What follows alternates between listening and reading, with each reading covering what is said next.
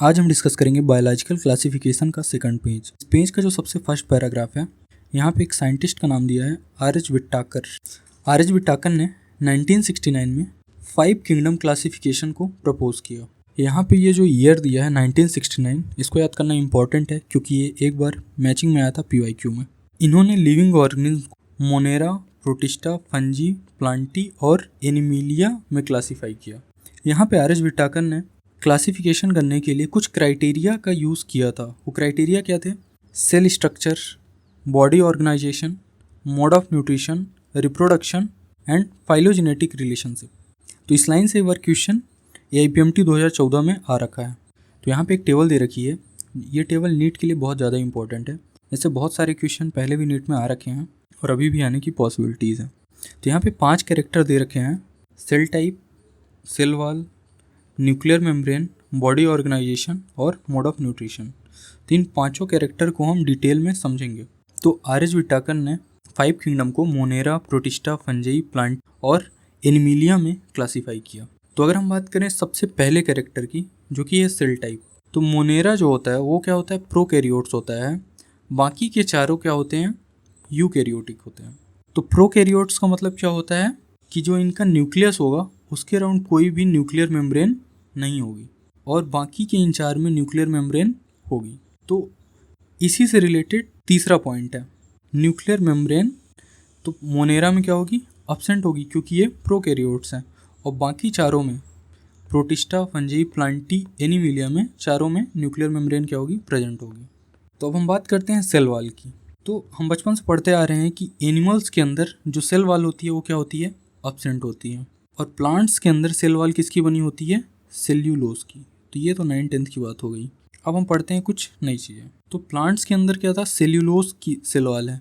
तो इसी से हम याद कर सकते हैं मोनेरा की सेल वॉल। तो मोनेरा की सेल वॉल होती है नॉन सेल्यूलोजिक। तो जो प्लांट है उसी का अपोजिट मोनेरा में नॉन सेल्यूलोजिक। अब ये तो हुई बात कि वो सेल्यूलोज का नहीं होगा, तो होगा किसका? ये भी याद करना में ज़रूरी है। तो जो मोनेरा होते हैं इनके अंदर पॉलीसैकेराइड और अमाइनो एसिड्स की सेल वॉल होती है। अब अगर हम बात करें प्रोटिस्टा में, तो प्रोटिस्टा के केस में कुछ कुछ में प्रेजेंट होता है, प्रेजेंट इन सम। तो अगर हम बात करें फंजाई की, तो फंजाई के अंदर जो सेल वॉल होती है वो होती है काइटिन की। ये क्वेश्चन एक बार नीट 2016 में आ रखा है, तो ये बहुत ज़्यादा इंपॉर्टेंट है। अब हम डिस्कस करेंगे बॉडी ऑर्गेनाइजेशन को। तो बॉडी ऑर्गेनाइजेशन को समझने से पहले हम पढ़ेंगे लेवल ऑफ ऑर्गेनाइजेशन। तो ये छोटी क्लासेस में हम पहले भी पढ़ चुके हैं कि बहुत सारी सेल्स मिलती हैं तो क्या बनता है? टिश्यू मिलता है। और ग्रुप ऑफ टिश्यू मिलके क्या बनाते हैं? ऑर्गन्स बनाते हैं। और बहुत सारे ऑर्गन मिलके क्या बनते हैं? ऑर्गन सिस्टम बनता है। और ऑर्गन सिस्टम एक ऑर्गेनिज्म को बनाता है। तो अगर हम बात करें मोनेरा और प्रोटिस्टा की, तो ये क्या होते हैं? सेलुलर होते हैं, मतलब सेल के लेवल पे होते हैं, सिंगल सेल के बने होते हैं। एक बात और हो सकती है कि सेल तो इनमें क्या होती है? सिंगल होती है, लेकिन बहुत सारी सेल ऐसे ऐसे ग्रुप में कॉलोनी या फिलामेंट बना सकते हैं।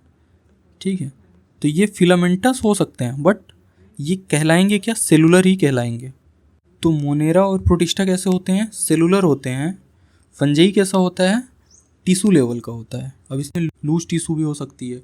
और अगर हम बात करें प्लांट्स की, तो प्लांट्स में क्या होगा? टिश्यू या फिर ऑर्गन्स होंगे। और अगर हम बात करें एनिमल्स की, तो उसमें टिश्यू, ऑर्गन, ऑर्गन सिस्टम, ये तीनों होंगे। तो हम आते हैं टेबल पे। तो यहाँ पे बॉडी ऑर्गेनाइजेशन कैसा है? मोनेरा के अंदर सेलुलर है, प्रोटिस्टा के अंदर सेलुलर थी, इन दोनों में सेलुलर होगा। फंजाई की बात करें तो ये होता है मल्टी सेलुलर, लेकिन वो लूज टिश्यू भी हो सकता है। और प्लांट्स में टिश्यू और ऑर्गन, और एनिमल का तो हम सबको पता है टिश्यू, ऑर्गन और ऑर्गन सिस्टम। अब हम बात करते हैं मोड ऑफ न्यूट्रिशन की, जो कि बहुत ज़्यादा इंपॉर्टेंट है और इससे बहुत बार क्वेश्चन आ रखे हैं। तो जो मोनेरा और प्रोटिस्टा होते हैं, इनके अंदर दोनों मोड पाए जाते हैं, ऑटोट्रॉफिक और हेट्रोट्रॉफिक। ऑटोट्रॉफिक का मतलब जो खुद से अपना खाना बनाते हैं। अब बैक्टीरिया के अंदर ये 2 टाइप से हो सकता है, कीमोसिंथेटिक मतलब केमिकल का यूज़ करके वो अपना खुद का खाना बनाते हैं, या फिर लाइट का यूज़ करके। तो फोटोसिंथेटिक जब वो लाइट का यूज़ करेंगे और केमिकल का यूज़ करेंगे तो वो कीमोसिंथेटिक। हेट्रोट्रॉफिक मतलब कि जब वो किसी दूसरे पे डिपेंड है। अब इसके भी टाइप होते हैं, जैसे कि सेप्रोफाइटिक। सेप्रोफाइटिक मतलब डेड एंड डिकेइंग मैटर पे डिपेंड है, सड़े गले चीज़ों को खाते हैं। या तो पैरासाइट मतलब किसी दूसरे पे डिपेंड होना।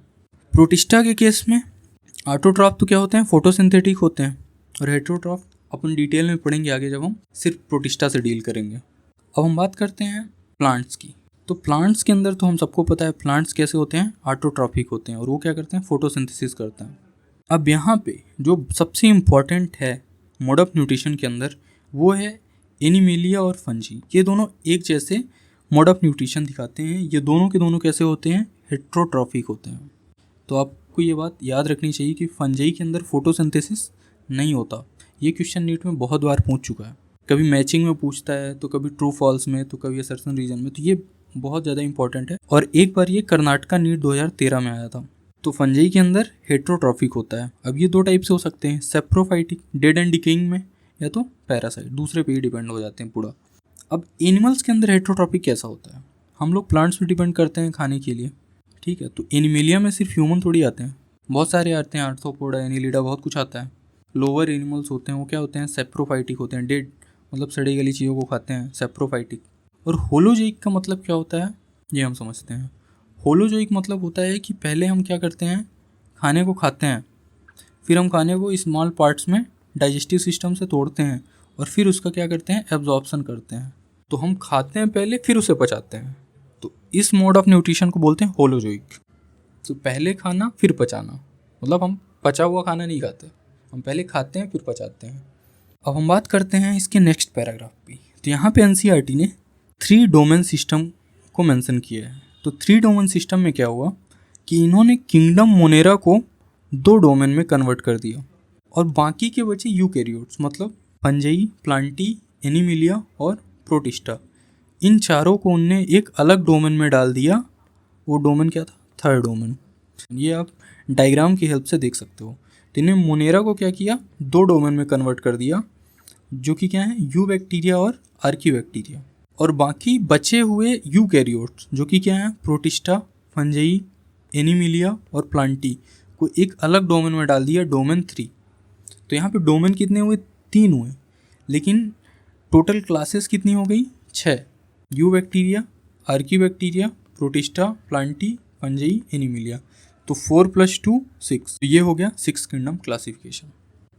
अब हम बात करते हैं नेक्स्ट पैराग्राफ की। एनसीईआरटी यहाँ बोलती है कि 5 किंगडम क्लासिफिकेशन को ऐसी क्या चीज़ें थी जिन्होंने इन्फ्लुएंस किया। मतलब इसके पहले जब 2 किंगडम क्लासिफिकेशन था और बाकी भी जो क्लासिफिकेशन सिस्टम थे उनमें क्या प्रॉब्लम थी, तो वही एनसीईआरटी यहाँ पे डिस्कस करेगी। तो हम पढ़ते हैं इसको डिटेल में। तो एनसीईआरटी बोलती है कि earlier classification system include bacteria, blue green algae, fungi, Moses, fern, gymnosperm and angiosperm under Plantae. तो जो पुराना क्लासिफिकेशन था उस पर bacteria, blue green algae, fungi, मोस, फर्न, जिम्नोस्पर्म, एंजियोस्पर्म, इन सबको एक ही ग्रुप प्लांटी में डाल दिया गया था। तो जो fungi, Moses, fern, gymnosperm, angiosperm है ये तो आज भी प्लांटी में, लेकिन बैक्टीरिया और ब्लू ग्रीन एल्गी आज किस में है, ये आज मोनेरा के अंदर है। अब यहाँ पे एक इम्पॉर्टेंट टर्म मिला हमें, ब्लू ग्रीन एल्गी। तो इसके नाम में ज़रूर एल्गी है, लेकिन ये क्या है, ये है एक प्रोकैरियोट यानी कि बैक्टीरिया है जिसका नाम है साइनोबैक्टीरिया। तो एक बार ये AIPMT में बहुत पहले पूछा गया था।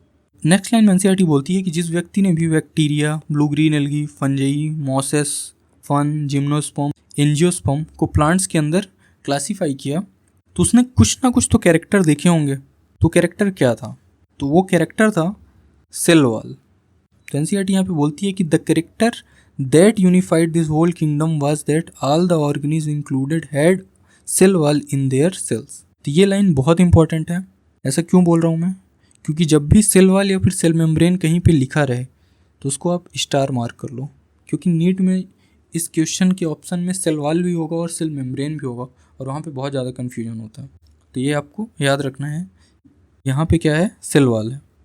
अब सिर्फ यही नहीं, और भी बहुत सारे रीजन थे जिसकी वजह से 5 किंगडम क्लासिफिकेशंस को लाया गया। वो क्या थे, तो पुराने क्लासिफिकेशन में क्या किया गया था, प्रोकैरियोटिक बैक्टीरिया जैसे कि साइनोबैक्टीरिया को किसके साथ रख दिया गया, यूकैरियोट्स के साथ। तो ये जो जिम्नोस्पर्म, एंजियोस्पर्म है ये सब क्या है, यूकैरियोट्स हैं। एक बार ये क्वेश्चन AIPMT 2012 में आया था कि ब्लू ग्रीन एल्गी का दूसरा नाम क्या है, तो क्या है, साइनोबैक्टीरिया। इसके अलावा और भी प्रॉब्लम थी।